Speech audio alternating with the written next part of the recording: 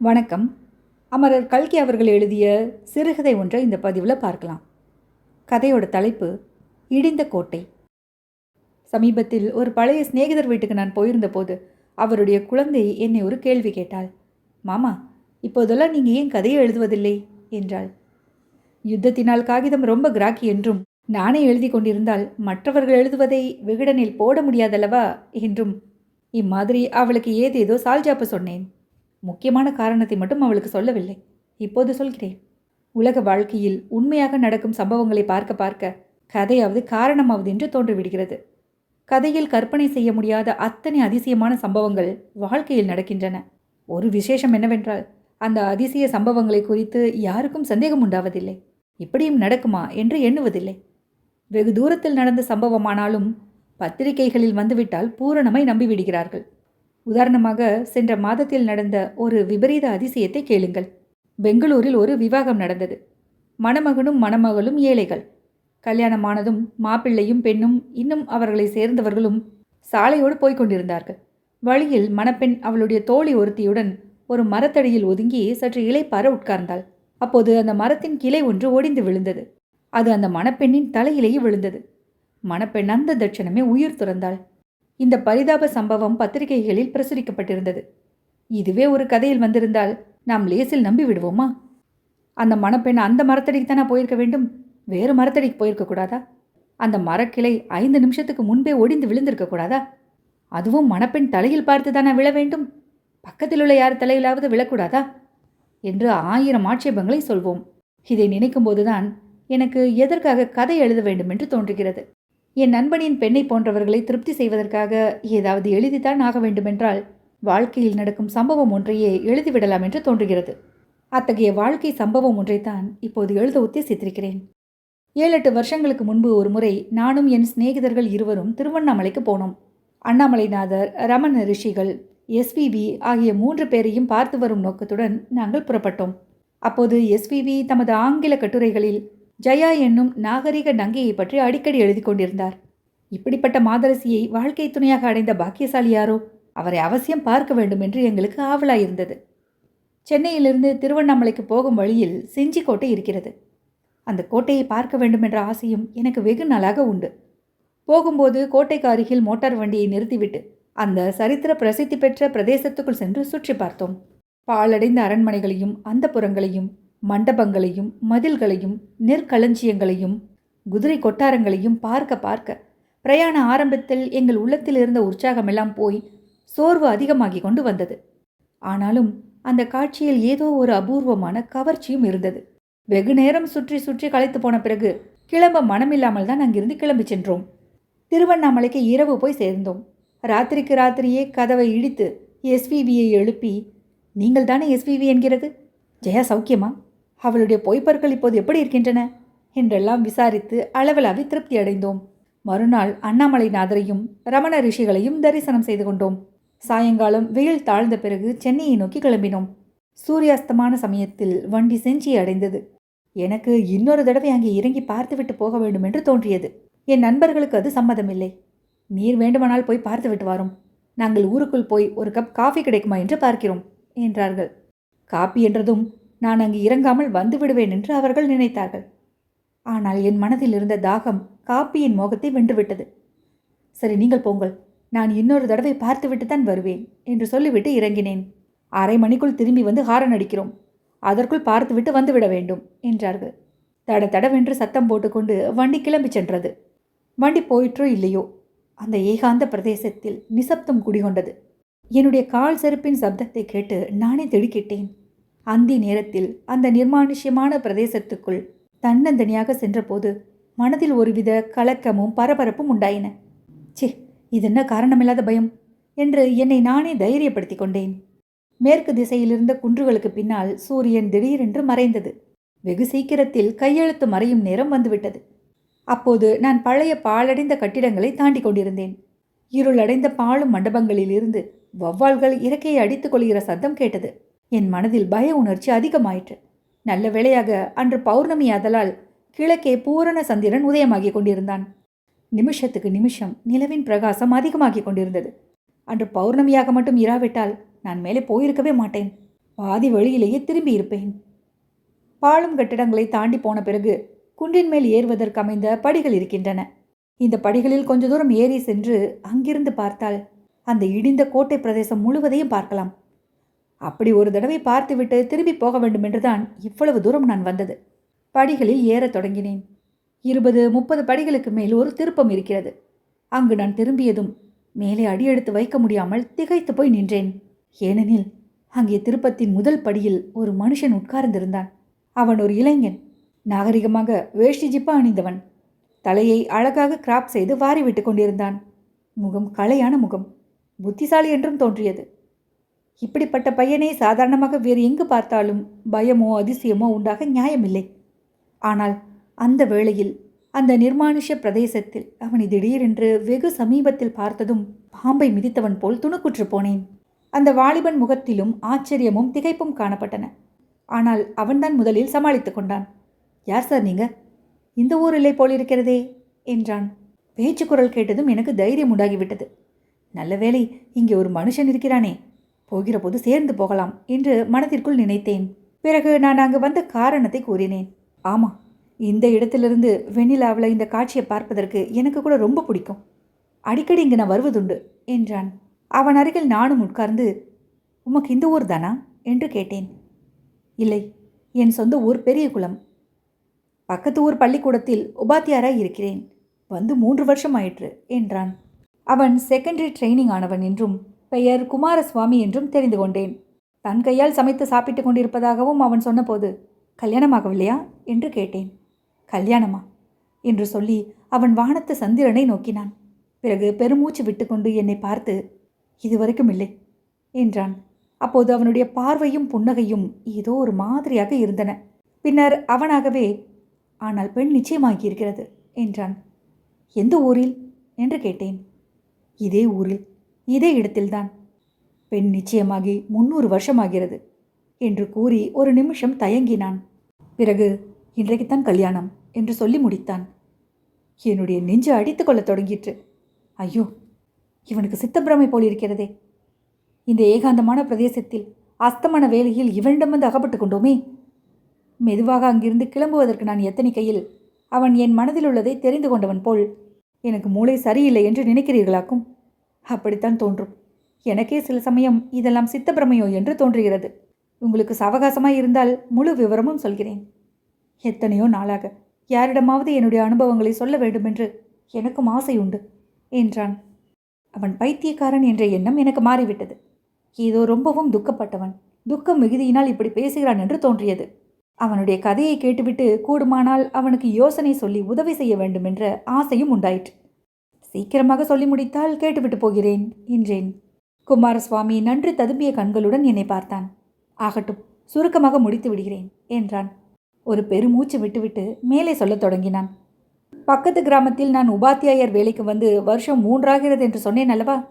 வந்து 6 மாதத்துக்கெல்லாம் சில சிநேகிதர்களுடன் இந்த செஞ்சிக்கோட்டைக்கு ஒரு முறை வந்திருந்தேன். இந்த பாழடைந்த பிரதேசம் எப்படியோ என் மனதை பெரிதும் கவர்ந்து விட்டது. அடிக்கடி இங்கே வர வேண்டும் என்ற ஆசையும் உண்டாயிற்று. யாராவது துணைக்கு கிடைத்த போதெல்லாம் அழைத்து கொண்டு கிளம்பி விடுவேன். கொஞ்ச நாளில் யாரும் துணை கிடைப்பது அருமையாகிவிட்டது. எனக்கு தெரிந்தவர்கள் எல்லோரும், வெறுமே அந்த சுடுகாட்டில் என்ன வேலை என்று சொல்லி வர மறுத்து விட்டார்கள். பிறகு பள்ளிக்கூடத்து பசங்கள் சிலரை அழைத்து கொண்டு வரத் தொடங்கினேன். நாளடைவில் அவர்களுக்கும் அலுப்பு வந்துவிட்டது. அப்புறம் நான் இங்கே தனியாகவே வருவதற்கு ஆரம்பித்தேன். ஞாயிற்றுக்கிழமை முதலிய விடுமுறை நாட்களில் பிற்பகலில் இங்கு வந்து சுற்றி சுற்றி அலைந்துவிட்டு இருட்டுவதற்குள் திரும்பி விடுவேன். அம்மாதிரி ஒரு நாள் தனியாக இங்கு வந்திருந்த அன்று தற்செயலாக பௌர்ணமியாய் இருந்தது. இது நடந்து சுமார் 1 வருஷம் இருக்கும். இன்று போல்தான் அன்றும் பூரண சந்திரன் வெள்ளி நிலாவை பொழிந்து கொண்டிருந்தான். இந்த இடத்தை விட்டு போக மனமில்லாமல் ஏதேதோ ஆகாய கோட்டை கட்டி கொண்டிருந்தேன். 300 வருஷத்துக்கு முன்பு இதே நேரத்தில் இந்த பிரதேசம் எவ்வளவு கலகலப்பாய் இருந்திருக்கும். தூரத்திலே கோட்டை கதவுகளை சாத்துவார்கள். அரண்மனையில் மேல வாத்தியங்கள் முழங்கிக் கொண்டிருக்கும். குதிரை ஏறி கோட்டை காவலர்கள் அங்குமிங்கும் உலாவிக் கொண்டிருப்பார்கள். கோயிலில் தீபாராதனை மணி அடித்து கொண்டிருக்கும். மண்டபங்களில் மட மாதர்கள் நடனமாடிக் கொண்டிருப்பார்கள். ராஜகுமாரிகள் அந்த புறங்களில் பாதச் சிலம்பு ஒலிக்க நடமாடுவார்கள். இப்படி நான் எண்ணமிட்டு கொண்டிருக்கையில் திடீரென்று எனக்கு மைக்கூச்சல் எறிந்தது. இதென்ன ஆச்சரியம்! நிஜமாகவே சதங்கை ஒலி கேட்பது போல் இருக்கிறதே. காது கொடுத்து கேட்டேன். எங்கேயோ வெகு தூரத்திலிருந்து ஒரு பெண்மணி பாத சிலம்பு கிளுகிளுவென்று சப்திக்க நடந்து வருவது போல் ஒரு பிரமை உண்டாயிற்று. அது இந்த உலகத்து ஒளிதானோ அல்லது வேறுலகத்தைச் சேர்ந்ததோ? அந்த ஒளியை முன்னொரு தடவை எப்போதோ எங்கேயோ கேட்டிருப்பது போன்ற உணர்ச்சியும் எனக்கு உண்டாயிற்று. ஒரு நிமிஷத்தில் என் உடம்பெல்லாம் சொட்ட நனைந்து போகும்படி வியர்த்து விட்டது. அந்த மாயையிலிருந்து விடுதலை பெறுவதற்காக தேகத்தை ஒரு குலுக்கு குலுக்கி கொண்டு எழுந்து நின்றேன். விரைந்து ஊர் போய் சேர்ந்தேன். அன்று ராத்திரி நான் ஒரு கன நேரமும் தூங்கவில்லை. காலையில் என்னை பார்த்தவர்கள், என்னப்பா முகம் இப்படி வெளிரி போயிருக்கிறது, பேயடித்தவன் போல் இருக்கிறாயே என்றார்கள். உண்மையில் நேற்றிரவு பேயுலகுக்கு போய்விட்டுதான் நான் திரும்பினேனோ, மறுபடியும் இந்த கோட்டை பக்கமே வருவதில்லை என்று அன்றைய தினம் தீர்மானம் செய்து கொண்டேன். ஆனால் நாளாக ஆக இந்த தீர்மானத்தின் பலம் குறைந்து வந்தது. பௌர்ணமி நெருங்க நெருங்க இங்கே வரவேண்டுமென்ற என் ஆசையும் வளர்ந்து வந்தது. கடைசியில் அடுத்த பௌர்ணமி என்று அந்த ஆசையை அடக்க முடியாமல் கிளம்பினேன். ஏதோ ஒரு பெரிய சக்தி என்னை பிடித்து கவர்ந்தெழுப்பதாகவே தோன்றியது. இதே இடத்தில் வந்து உட்கார்ந்து கொண்டேன். பொன் வட்டத் தகட்டைப் போல் பூரண சந்திரன் மேலே மேலே வந்து கொண்டிருந்தது. அஸ்தமித்து 2-3 நாளிகை ஆயிற்று. சரி, அன்று நாம் கேட்ட சிலம்பொலி வெறும் பிரமைதான் என்று எண்ணி எழுந்திருக்க முயன்றேன். ஆனால் பாதி எழுந்தவன் மறுபடியும் உட்கார்ந்து விட்டேன். ஏனெனில் அந்த இனிய சிலம்பொலி அப்போது கேட்கத் தொடங்கியது. முதலில் வெகு தூரத்தில் வேறு லோகத்திலிருந்து வருவது போல் இருந்தது. நேரமாக ஆக நெருங்கி வருவது போல் தோன்றியது. அதற்கு மேல் என்னால் அங்கு இருக்க முடியவில்லை. எழுந்திருந்து ஓடத் தொடங்கினேன். சிலம்பொலி என்னை பின்தொடரவில்லை என்று தெரிந்த பிறகு கொஞ்சம் சாவதானமாக நடந்தேன். ஆனாலும் ஊர் போய் சேரும் வரையில் என் உடம்பு நடுங்கிக் கொண்டுதான் இருந்தது. பிறகு இங்கே வரக்கூடாதென்ற எண்ணத்தை முழுவதும் விட்டுவிட்டேன். சாவகாசம் கிடைத்த போதெல்லாம் வரத் தொடங்கினேன். அடிக்கடி பல தடவைகளில் வந்தும் அந்த மாதிரி அனுபவம் எதுவும் ஏற்படாதபடியால் ஏமாற்றமடைந்தேன். ஒருவேளை பௌர்ணமிக்கும் அந்த சிலம்பொலிக்கும் ஏதேனும் சம்பந்தம் இருக்குமோ என்ற சந்தேகத்தினால் அடுத்த பௌர்ணமி என்று போனேன். சந்தேகம் உறுதியாயிற்று. முன் போலவே சிறிது நேரத்துக்கெல்லாம் சிலம்பொலி கேட்டது. இம்முறை நான் எழுந்து போகவில்லை. என்னதான் நடக்கிறது என்று பார்க்க தீர்மானித்து உட்கார்ந்திருந்தேன். சிலம்பின் ஒளி நெருங்கி நெருங்கி வந்து கொண்டிருந்தது. எனக்கு முன்னால் அதோ அந்த படியண்டை வந்ததும் சப்தம் நின்றது. அந்த ஒளி நெருங்கி வந்தபோது ஒரு அபூர்வ பரிமள வாசனை பரவி வந்ததாக தோன்றியது. சந்தன வாசனை மாதிரி இருந்தது. ஆனால் மிக மிக லேசாயிருந்தது. அது வாசனைதானா அல்லது வாசனையின் ஞாபகமா என்று எனக்கு தெரியவில்லை.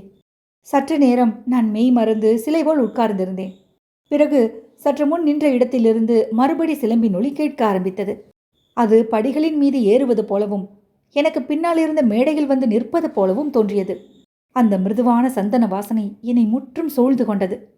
தேகத்தின் ஒவ்வொரு ரோம துவாரம் வழியாகவும் நான் அந்த இன்ப மனத்தை அனுபவித்தேன். இப்படி எத்தனை நேரம் மதிமயங்கி இருந்தேனோ தெரியாது. என் தலைக்கு மேலே வெகு சமீபத்தில் இருதயத்தை பிளக்கும்படியான ஒரு விம்மல் சத்தம் கேட்டது. அடுத்த வினாடி என் மீது சலசலவென்று நீர்த்துளிகள் விழுந்தன. அளவில்லாத திகில் கொண்டவனாய் தூக்கி வாரி போட்டுக்கொண்டு எழுந்திருந்தேன்.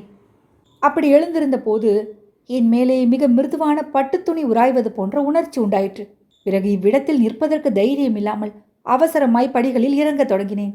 போகும்போது உடம்பெல்லாம் நடுங்கிக் கொண்டிருந்தது. மறு பௌர்ணமி எப்போது வரப்போகிறது என்று காத்திருந்தேன். அன்று ஏன் அவ்வளவு அவசரப்பட்டு எழுந்து வந்தோம் என்று என்னை நானே நிந்தித்துக் கொண்டிருந்தேன். அடுத்த பௌர்ணமியும் வந்தது. வழக்கம்போல் இந்த படியில் வந்து உட்கார்ந்தேன். அன்று சதங்கியொளி ரொம்பவும் தயங்கி தயங்கி வந்ததாக தோன்றியது. எனக்கு முன்னால் சற்று நின்றது. பிறகு மேலே ஏறி எனக்கு பின்னால் போய் நின்றது. முன்போலவே அந்த இனிய சந்தன வாசனை என்னை சூழ்ந்தது. ஆனால் முன் தடவை போல் லேசாக இல்லை. சந்தேகமாற உணர்ந்து அனுபவிக்கக்கூடியதாக இருந்தது. சற்று நேரத்துக்கெல்லாம் பூ போன்ற மெல்லிய கரங்களால் யாரோ என் தோள்களை கட்டி தழுவுவது போன்ற உணர்ச்சி உண்டாயிற்று. தலையிலிருந்து கால் வரையில் நான் புலங்காகிதம் கொண்டேன். அந்த ஸ்பரிசம் அவ்வளவு உண்மையாக தோன்றியபடியால் தழுவிய கைகளை பிடித்து கொள்ள என் கரங்களை உயர்த்தினேன். ஆனால் என் கைகள் ஒன்றையும் பிடிக்கவில்லை. திடுக்கிட்டு திரும்பி பார்த்தேன். வெறும் வெட்ட வெளிதான் இருந்தது. அப்படியே நான் மூர்ச்சை அடைந்து விழுந்திருக்க வேண்டும். எனக்கு மூர்ச்சை தெளிந்த போது சந்திரன் ஆகாயத்தில் வெகு தூரம் உயர வந்துவிட்டது. தள்ளாடி கொண்டு நடந்து வீடு சென்றேன். என்னை இன்ப பரவசத்தில் ஆழ்த்தி மூர்ச்சையடைய செய்த அந்த ஆலிங்கனத்தை நினைக்கும் போதெல்லாம் மயிர் கூச்சல் உண்டாயிற்று. மறுநாள் சூரியோதயம் ஆன போது முதல் நாள் மாலை அனுபவம் வெறும் பொய் என்று தோன்றியது. எனக்கு ஏதோ சித்தப்பிரமை உண்டாகி நாளுக்கு நாள் அதிகமாக வருகிறது என்று நினைத்து பயந்து போனேன். இனிமேல் இந்த கோட்டை பக்கம் வரக்கூடாது என்றும் உறுதி செய்து கொண்டேன். ஆனால் அந்த உறுதி வெகு சீக்கிரத்திலேயே குலைந்து போயிற்று. அன்று பள்ளிக்கூடத்துக்கு போனதும் பிள்ளைகள் சிலர், ஏன் சார் உங்களிடம் என்ன சார் சந்தன வாசனை கம்மென்று வருதே, எங்கேயாவது கல்யாணத்துக்கு போயிருந்தீங்களா என்றார்கள். ஆகவே என்னுடைய அனுபவம் வெறும் பிரமை அல்ல, மயக்கம் அல்ல, உண்மையாகவே பிரதி பௌர்ணமியும் ஒரு மாயரூப மோகினி என்னை தேடி வருகிறாள். அவள் யார்? எப்படிப்பட்டவள்? எதற்காக இந்த ஏழை உபாத்தியாயரை தேடி வருகிறாள்? என்றாவது ஒரு நாள் அவளை ரூபத்துடன் நான் காண்பேனா? இந்த அற்புத அனுபவத்தின் மர்மம் இன்னதென்று தெரிந்து கொள்வேனா? இதற்கு பதில் அடுத்த பௌர்ணமி என்று எனக்கு கிடைத்தது. அன்று வழக்கம்போல் சலங்கை ஒளி கேட்டதும் நான் ஒளி வந்த திசையை நோக்கி திரும்பி பார்த்தேன். மெய் சிலிர்த்து திகைத்து போனேன். உண்மையாகவே ஒரு பெண்ணுருவம் என்னை நோக்கி வந்து கொண்டிருந்தது. அவ்வுருவம் நடந்து வருவதாக தோன்றவில்லை, காற்றில் மிதந்து வருவதாக தோன்றியது. அது உண்மை உருவந்தானா அல்லது உருவெளி தோற்றமா?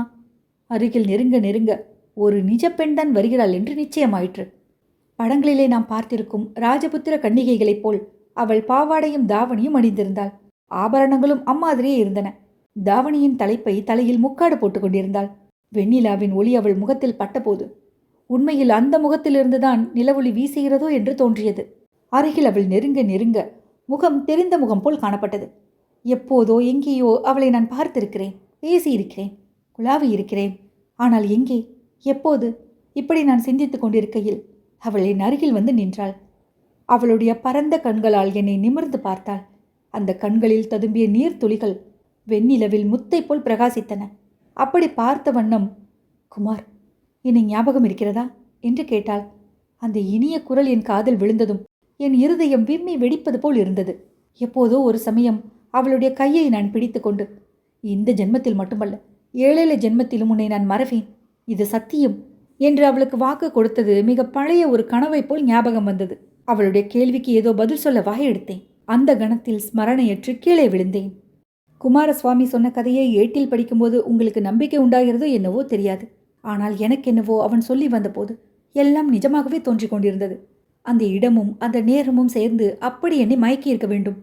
தான் மூர்ச்சியடைந்த கட்டத்தில் குமாரசுவாமி கதையை நிறுத்திவிட்டு எழுந்திருந்து நின்றான். நாற்புறமும் ஒரு தடவை சுற்றி பார்த்தான். பிறகு மறுபடியும் உட்கார்ந்தான். அப்புறம் என்ன நடந்தது என்று ஆவலுடன் கேட்டேன். குமாரசுவாமி தொடர்ந்து சொல்லத் தொடங்கினான். எனக்கு மூர்ச்சை தெளிந்த போது ஒரு பெண்ணின் மடியில் நான் தலையை வைத்து படுத்திருப்பதையும் அவள் தன் மென்மையான கரங்களால் என் நெற்றியை தடவி கொண்டிருப்பதையும் உணர்ந்தேன். உடனே துள்ளி எழுந்து சற்று விலகி உட்கார்ந்தேன். குமார், ஏன் என்னை கண்டு பயப்படுகிறீர்கள்? என்னை ஞாபகம் இல்லையா? நான் தான் உங்கள் மாலதி என்று அவள் கூறியது இனிய சங்கீதம் போல் என் செவியில் விழுந்தது. மாலதி, மாலதி, எவ்வளவு இனிமையான பெயர்! என் மனதுக்குள் 4 தடவை சொல்லி பார்த்து கொண்டேன். நினைத்து பாருங்கள் குமார், இதே மாதிரி பால் போல் நிலவேறித்த ஒரு பௌர்ணமியில் இதே இடத்தில் நீங்கள் என்னிடம் விடைபெற்றுக் கொள்ளவில்லையா? என்னை மறக்காதீர்கள் என்று நான் சொன்னேன். இந்த ஜென்மத்தில் மட்டுமல்ல, 7 ஜென்மத்திலும் மறக்க மாட்டேன் என்று என் கையில் அடித்து சத்தியம் செய்து கொடுத்தீர்கள். ஞாபகம் இல்லையா என்று மாலதி கேட்டாள்.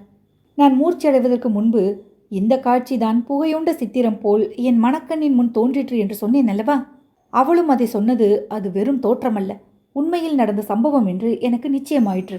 மாலதியின் முகத்தை நிமிர்ந்து பார்த்தேன். கங்கு கரையில்லாத பிரேமையுடன் என்னை அவள் பார்த்து கொண்டிருந்தாள். அவளுடைய விரிந்த கண்களில் கண்ணீர் ததும்பி நிற்பதையும் கண்டேன். என் உள்ளம் முருகிற்று. அவளுடைய கரத்தை பிடித்து கொண்டு, ஞாபகம் இருக்கிறது மாலதி, இந்த வாக்குறுதியை இன்னொரு தடவையும் அளிக்கிறேன். உன்னை 7 ஜென்மத்திலும் மறக்க மாட்டேன் என்றேன்.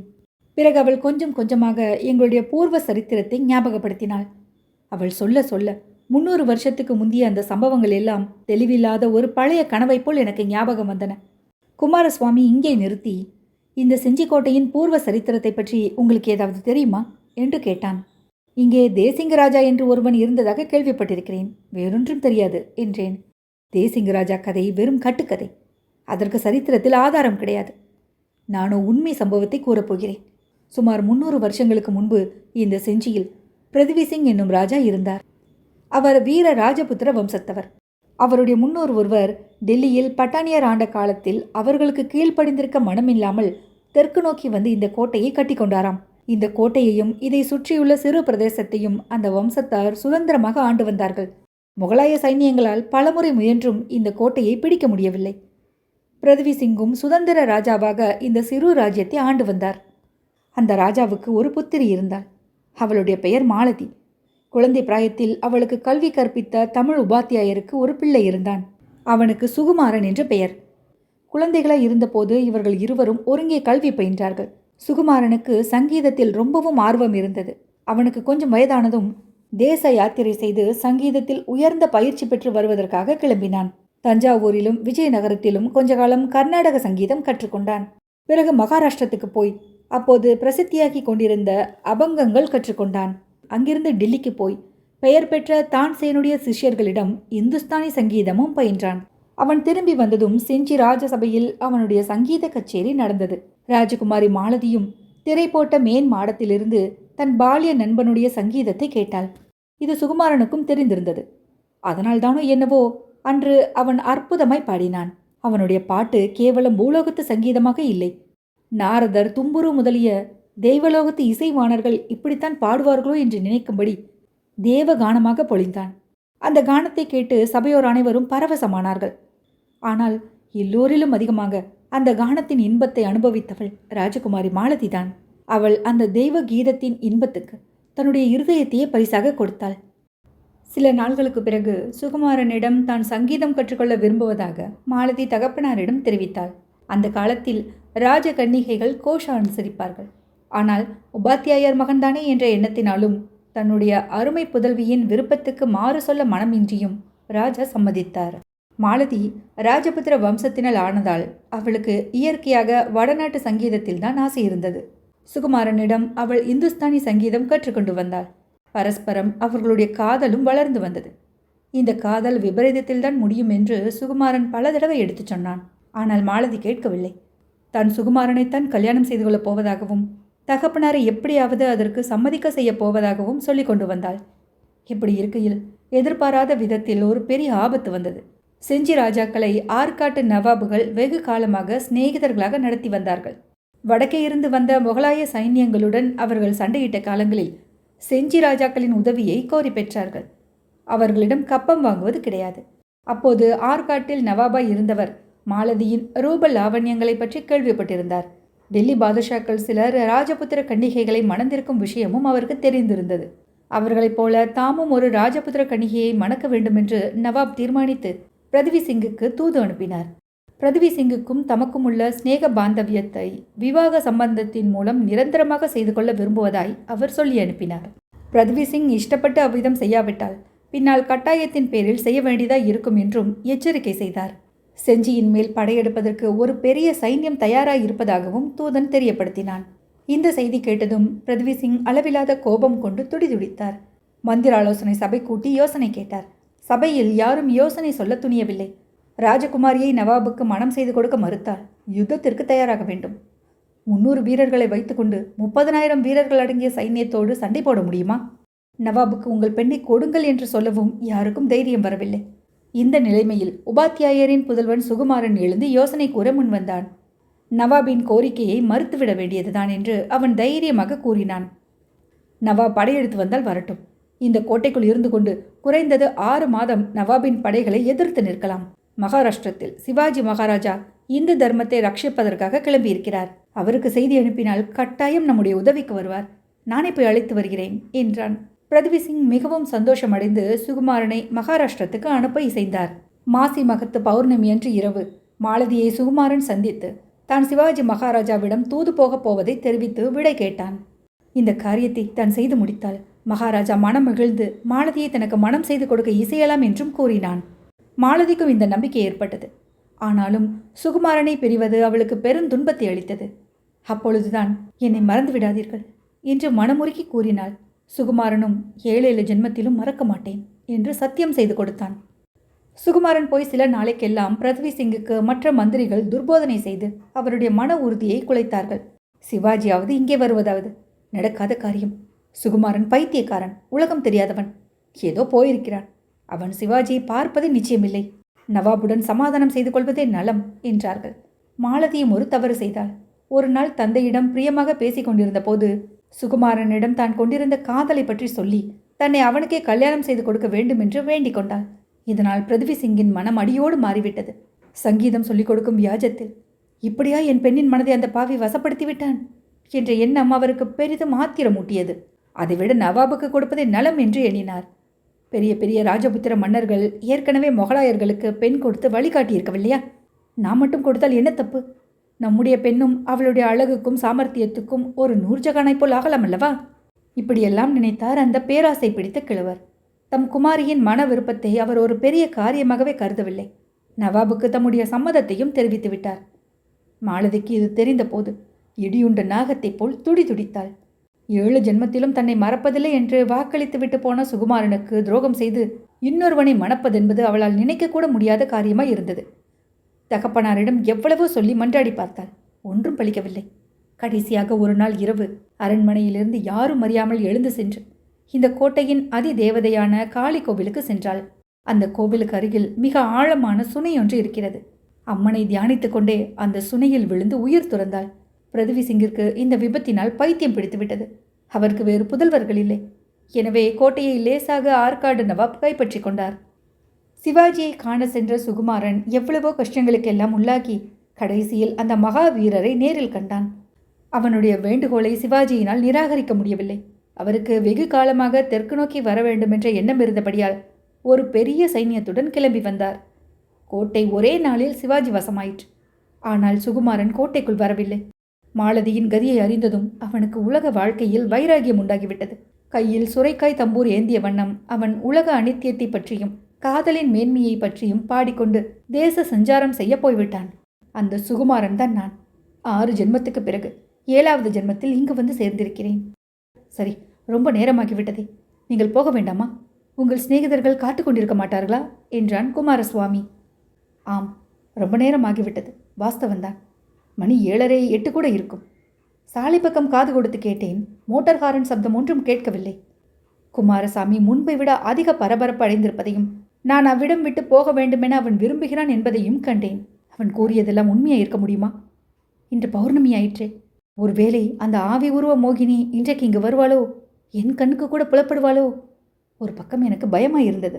இன்னொரு புறத்தில் உண்மையை அறியாமல் அவ்விடம் விட்டு போகவும் மனம் வரவில்லை. முக்கியமான விஷயம் நீர் சொல்லவில்லையே. சுனையில் விழுந்த மாலதி என்ன ஆனாள்? நீர் 7வது ஜென்மம் எடுத்து வரும் வரையில் அவள் என்ன செய்து கொண்டிருந்தாள் என்று கேட்டேன். ஓ, அதை நான் சொல்லவில்லையே. இப்படித்தான் எனக்கு சில சமயம் மனம் குழம்பி போகிறது என்றான் குமாரசுவாமி. அப்புறம் அவன் சொன்னது முன்னே கூறியதையெல்லாம் தூக்கி அடிப்பதாக இருந்தது. அப்படி நம்பத்தகாததாக இருந்தது. அதோடு கொஞ்சம் முன்பின் குழப்பமாகவும் இருந்தது. அவன் கூறியதை ஒழுங்குபடுத்தி நானே இங்கு சுருக்கமாக சொல்லிவிடுகிறேன். காளி கோவில் சுனையில் மாலதி விழுந்தாள் அல்லவா? விழும்போதே அவளுக்கு ஞாபகம் தவறிவிட்டது. மறுபடி உணர்வு வந்தபோது தன்னை காளித்தாய் தன் கரங்களில் ஏந்தி கொண்டிருப்பதை கண்டாள். குழந்தாய், என்ன காரியம் செய்தாய்? நரபலி வாங்கி கொண்டேன் என்று என்னை அல்லவா ஜனங்கள் நிந்திப்பார்கள். இப்படி செய்யலாமா என்று காளி மாதா கூறியது அவள் காதில் விழுந்தது. மாலதி தான் இப்போது சூட்சும சரீரத்தில் இருப்பதை உணரவில்லை. முன்போலவே ஸ்தூல தேகம் கொண்டிருப்பதாகவும் காளித்தாய் தனக்கு மரணம் நேராமல் காப்பாற்றி இருப்பதாகவும் எண்ணினாள். உடனே காளி மாதாவின் கால்களை கெட்டியாக பிடித்து கொண்டாள். தாயே, ஒரு வரம் எனக்கு கொடுக்க வேண்டும். கொடுத்தால்தான் காலை விடுவேன் என்று கதறினாள். தாயார் கொடுப்பதாக வாக்களித்து என்ன வேண்டும் என்று கேட்டதற்கு, அம்மா, நான் சொல்ல வேண்டுமா? உனக்கு தெரியாதா? நான் சுகுமாரனையே பதியாக அடைய வேண்டும். இந்த வரம்தான் எனக்கு வேண்டும் என்று கோரினாள். அப்போது மாதா அவளுக்கு அவளுடைய உண்மை நிலைமையை உணர்த்தினாள். அவள் தேகத்தை இழந்து விட்டதையும் ஆவி ரூபத்தில் இருப்பதையும் தெரிவித்து, ஆகையால் இன்னொரு ஜென்மம் எடுத்துதான் சுகுமாரனை கணவராக அடைய முடியும் என்றும் சொன்னாள். மாலதி மாதாவின் காலை விடவில்லை. மறு ஜென்மத்தில் எனக்கு ஞாபகம் இருப்பது என்ன நிச்சயம்? அதெல்லாம் முடியாது. இந்த ஜென்மத்தில் நான் இந்த நினைவோடையே சுகுமாரனை அடைய வேண்டும் என்று பிடிவாதம் பிடித்தாள். அப்படியானால் நீ 300 வருஷம் காத்திருக்க வேண்டும். அத்தனை நாளும் இந்த மலை பிரதேசத்தில் ஆவி ரூபத்தில் அலைய வேண்டும். ஒவ்வொரு வினாடியும் உனக்கு ஒரு யுகமாக இருக்கும். இதற்கு சம்மதமா என்று காளியம்மன் கேட்டாள். மாலதி, எவ்வளவு யுகமானாலும் காத்திருப்பேன் என்றாள். சரி, அப்படியானால் நீ கேட்கும் வரம் கொடுக்கிறேன். இந்த ஞாபகத்துடனேயே நீ சுகுமாரனை அவனுடைய 7வது ஜென்மத்தில் அடைவாய். ஒவ்வொரு ஜென்மத்திலும் அவன் இங்கு ஒரு முறை வருவான். நீ அவனை காண்பாய். ஆனால் அவன் உன்னை காண மாட்டான். 7வது ஜென்மத்தில் அவன் வரும்போது உன்னுடைய உருவம் அவனுடைய கண்களுக்கு புலப்படும். என்னுடைய சந்நிதியில் நீங்கள் கல்யாணம் செய்து கொள்வீர்கள் என்று காளி மாதா வரம் கொடுத்தாள். மாலதி அன்று முதல் ஆவி ரூபத்தில் செஞ்சிக்கோட்டையில் சஞ்சரித்து கொண்டிருந்தாள். அந்த கோட்டையில் நடந்த சகல விஷயங்களையும் அவள் பார்த்து வந்தாள். ஆனால் அவளை யாரும் பார்க்கவில்லை. காளிமாதா கூறியது போலவே அவளுக்கு ஒவ்வொரு வினாடியும் ஒரு யுகமாக இருந்தது. நாளுக்கு நாள் சுகுமாரனிடம் அவள் கொண்டிருந்த பிரேமையின் தாபமும் அதிகமாகிக் கொண்டிருந்தது. தேகம் இல்லாதபடியால் கண்ணீர் விட்டு அழ முடியவில்லை, புலம்ப முடியவில்லை. இம்மாதிரி வழிகளில் தாபத்தை தணித்து கொள்ள முடியவில்லை. அவ்வளவு தாபமும் உள்ளத்துக்குள்ளேயே குமரி வெடித்து கொண்டிருந்தது. காளி மாதாவின் வாக்கின்படி ஒவ்வொரு ஜென்மத்திலும் சுகுமாரன் ஒரு தடவை செஞ்சிக்கு வந்து கொண்டிருந்தான். அப்போதெல்லாம் மாலதி அனுபவித்த வேதனைக்கு அளவே இல்லை. அவனை இவள் ஒவ்வொரு தடவையும் தெரிந்து கொண்டாள். அவனுக்கு இவள் இருப்பதே தெரியவில்லை. ஆனால் அவனும் கூட அவ்விடம் வந்ததும் இன்னதென்று தெரியாத கிளேசத்தை அடைந்து ஒவ்வொரு முறையும் அவ்விடத்தை விட்டு போவதற்கு தயங்கினான். கடைசியில் சுகுமாரன் இந்த 7வது ஜென்மம் எடுத்து வந்த போதுதான் காளித்தாய் அருளிய வரத்தின் பிரகாரம் அவளுடைய மனோரதம் நிறைவேறிற்று. குமாரசுவாமியின் முன்னால் அவள் உருவம் பெற்று வரவும் அவனுடன் வார்த்தையாடவும் முடிந்தது. குமாரசுவாமிக்கும் அவள் சொன்ன உடனே அந்த பூர்வ ஜென்ம சம்பவங்கள் எல்லாம் ஒருவாறு ஞாபகத்திற்கு வந்தன. அவ்வளவுதான் கதை, உங்களுக்கு நேரமாகிவிட்டதல்லவா என்று சொல்லி எழுந்திருந்தான் குமாரசுவாமி. நானும் எழுந்து நின்று, நீர் வரவில்லையா, இங்கேயே இருக்கப் போகிறீரா என்று கேட்டேன். குமாரசுவாமி ஆகாயத்தில் மேலே வந்து கொண்டிருந்த பூரண சந்திரனை பார்த்தான். இன்று பௌர்ணமி என்பது தெரியவில்லையா? இத்தனை நேரமும் என் மனதில் கொந்தளித்துக் கொண்டிருந்த கேள்வியை இப்போது கேட்டேன். உம்முடைய மாலதி இப்போது வருவாள் என்று எதிர்பார்க்கிறீரா? குமாரசுவாமி சிரித்தான். நான் சொன்னதில் உங்களுக்கு நம்பிக்கையே ஏற்படவில்லை போலிருக்கிறது என்றான். அந்த சமயத்தில் தூரத்தில் கிணுகிணுவெனும் கால் சதங்கை சப்தமும் கை வளையல்கள் குலுங்கும் சப்தமும் கேட்டது. எனக்கு மயிர்கூச்செறிந்தது. உடம்பெல்லாம் வியர்வை தொளித்தது. சப்தம் வந்த திசையை நோக்கி திரும்பினேன். சற்று தூரத்தில் செடிகளின் மறைவில் ஒரு பெண் உருவம் காணப்பட்டது. தெரிந்த வரையில் மணப்பெண்ணைப் போல் அந்த உருவத்துக்கு சிங்காரிக்கப்பட்டிருந்தது. குமாரசுவாமி 2 பாய்ச்சலில் அந்த பக்கம் பாய்ந்து சென்றான். எனக்கு உடம்பெல்லாம் வெடவெடவென்று நடுங்கிற்று. அதே சமயத்தில் சாலையில் மோட்டார் ஹாரனின் சப்தம் அலறியது. அது கொஞ்சம் நேரமாய் சப்தமிட்டு கொண்டிருக்க வேண்டும். எனக்கு அப்போதுதான் காதில் விழுந்தது. மோட்டார் ஹாரனின் சப்தம் வந்த திசையை நோக்கி நான் விரைவாக நடந்தேன். திரும்பி பார்க்க பயமாயிருந்தது. நிமிஷத்துக்கு நிமிஷம் பயம் அதிகமாயிற்று. சற்று நேரத்துக்கெல்லாம் ஓடத் தொடங்கினேன். சாலைக்கு ஒரு பர்லாங்க தூரத்தில் நான் வந்தபோது என் நண்பர்கள் எதிரில் வந்தார்கள். அவர்களை கண்டதும் நான் ஒருவாறு சமாளித்துக் கொண்டேன். ஆனாலும் நான் பயந்து ஓடி வந்திருக்கிறேன் என்பது அவர்களுக்கு தெரிந்து போயிற்று. மெதுவாக கையை பிடித்து அழைத்து கொண்டு போய் மோட்டரில் சேர்த்தார்கள். கார் கிளம்பியதும் எனக்கு தைரியம் உண்டாயிற்று. அவர்கள் வருவதற்கு ஏன் அவ்வளவு தாமதம் என்று கேட்டேன். ஊருக்குள்ளிருந்து கிளம்பிய போதே கார் தகராறு செய்ய ஆரம்பித்ததென்றும் ஸ்டார்ட் ஆகவில்லை என்றும் அதை கிளப்புவதற்கு ரொம்ப நேரம் ஆகிவிட்டதென்றும் சொன்னார்கள். ஆனாலும் அரை மணிக்கு முன்பே அங்கு வந்துவிட்டதாகவும் ஹாரன் அடித்தடித்து பார்த்தும் நான் வர காணாதபடியால் அவர்கள் பயந்து போய் என்னை தேடி வந்ததாகவும் தெரிவித்தார்கள். எனக்கு ஏன் அத்தனை நேரம், வழி தவறிவிட்டதா என்று கேட்டார்கள். ஆமாம் என்று நான் சொன்னேன். என்னுடைய அனுபவத்தை கூறினால் நம்ப மாட்டார்கள், பரிகாசம் செய்வார்கள் என்று பயந்தேன். செஞ்சிக்கு அடுத்தாற்போல் மின்னலூர் என்ற ஒரு கிராமம் இருக்கிறது. அந்த கிராமத்தின் வீதி வழியாக நாங்கள் சென்றபோது அங்கே ஒரு பெரிய கொட்டார பந்தல் வீதியை அடைத்து போட்டிருப்பதை பார்த்தோம். காரை திருப்பி வேறு வழியாக போக வேண்டியிருந்தது. அங்கு என்ன விசேஷம் என்று கேட்டதற்கு அந்த ஊர் ஜமீன்தார் மகளுக்கு அடுத்த வாரத்தில் கல்யாணம் என்றும் அதற்காக பந்தல் போட்டிருக்கிறது என்றும் தெரிந்தது. கல்யாண பேச்சு வந்ததும், இன்று ராத்திரி செஞ்சிக்கோட்டையில் ஒரு கல்யாணம் நடக்கும் என்று நான் வாய் தவறி சொல்லிவிட்டேன். உடனே என் சிநேகிதர்கள் பிடித்து கொண்டார்கள். என்ன என்ன என்று குடைந்து கேட்டதன் மேல் அவர்களுக்கு விவரம் கூறினேன். நான் எதிர்பார்த்தது போலவே அவர்கள் கதையை முழுவதும் நம்பவில்லை. ஆனாலும் நான் உடம்பெல்லாம் நடுங்கிக் கொண்டு திரும்பி வந்ததை எண்ணி நான் சொன்னதில் ஏதாவது உண்மை இருக்குமோ என்றும் சந்தேகித்தார்கள். சென்னை சேர்ந்து 2-3 நாளைக்கெல்லாம் என்னுடைய செஞ்சி அனுபவத்தில் எனக்கே சந்தேகம் உண்டாகிவிட்டது. வேறு காரியங்களில் மனதை செலுத்தி அதை மறப்பதற்கு முயன்றேன். 3ஆம் நாள் மாலை வெளியான தினசரி பத்திரிகைகளில் ஒரு மூலையில் பிரசுரிக்கப்பட்டிருந்த பின்வரும் செய்தி எனக்கு செஞ்சியை மறுபடியும் நினைவூட்டியது. பிரசித்தி பெற்ற செஞ்சி கோட்டையில் நேற்று பௌர்ணமி அன்று மிகவும் பரிதாபமான ஒரு சம்பவம் நடந்தது. அன்றிரவு அங்கேயுள்ள அம்மன் கோயிலுக்கு முன்னால் சுனையின் கரையில் ஒரு வாலிபனும் ஒரு இளம் பெண்ணும் தற்கொலை செய்து கொண்டு மாண்டார்கள். அவர்கள் நஞ்சு அருந்தி உயிர் விட்டிருக்க வேண்டுமென்று வைத்திய பரிசோதனையில் வெளியாயிற்று. இளைஞன் இவ்வொரு எலிமெண்டரி பாடசாலையில் உபாத்தியாயர்.